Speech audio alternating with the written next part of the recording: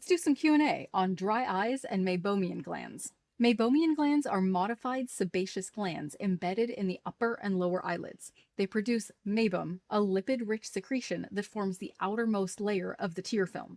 That lipid layer prevents the aqueous tears underneath from evaporating. When these glands get obstructed or atrophy, get smaller, which is called meibomian gland dysfunction, you lose that protective lipid layer and get evaporative dry eye. Hi, I'm Heather, and I build longevity protocols where biological systems science meets the source code of reality. On the physical intervention side, the evidence supports several approaches. Warm compresses applied to closed eyelids melt obstructed meibum and help restore gland flow. And it feels pretty nice to put a warm compress on your face. Omega-3 supplementation, specifically EPA and DHA from marine sources, has demonstrated meaningful reduction in ocular surface inflammation and improvement in tear film lipid quality. Regular lid hygiene matters more than most people realize, too. Emerging treatments are getting more interesting. Intense pulsed light therapy combined with low-level light therapy has shown significant improvement in gland function, tear film stability, and patient symptoms.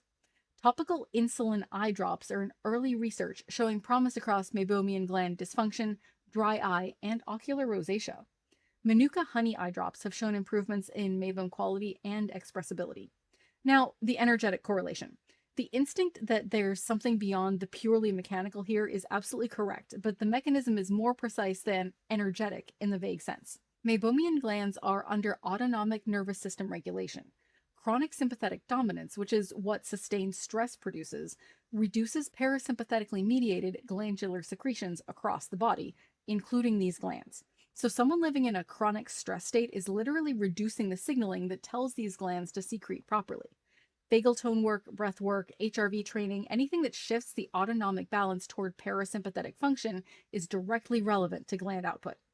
The corneal epithelium also maintains its own transepithelial potential that's essential for wound healing and surface integrity.